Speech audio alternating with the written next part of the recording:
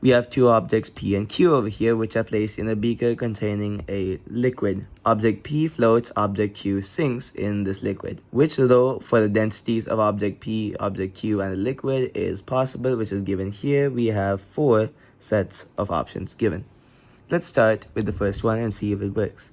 So first thing, we have to see the principle which makes something float or sink.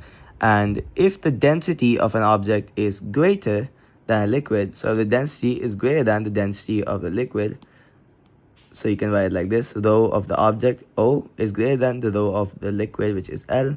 That means it will sink. And if the density of the object is less than the density of the liquid, then the object floats. So we can use this principle and start with option A. The density of object P is 1.2, while density of liquid is 0.8.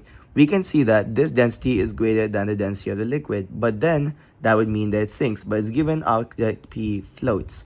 So this is already wrong. And by the way, object Q is also wrong over here because it sinks, but then the density given here is that it's less than the liquid density, which means it would float, but it's given sinks, so it's wrong. Now for option B, the density of object P is given as 1.2. The density of the liquid is 1.0. Once again, this is greater than the density of the liquid, but then it says it floats, but then this densities over here means that it sinks. So once again, we do not get what the question asked for. This is again wrong.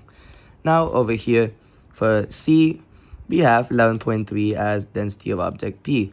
Object Q is 8.9 and density of the liquid is 13.6. The first one is correct because this is less than the liquid density and therefore object P floats. What about object Q though? This 8.9 is less than 13.6. Therefore, it is floating on the liquid, but then it says in the question that the object should sink. So once again, this is wrong. This leaves us with the final answer of option D, which is correct, but let's also see why it's correct. Because density of object P is 11.3 and the liquid is 13.6. So this is less, which is what it's supposed to be, as object P floats. Now object Q sinks. What do we need?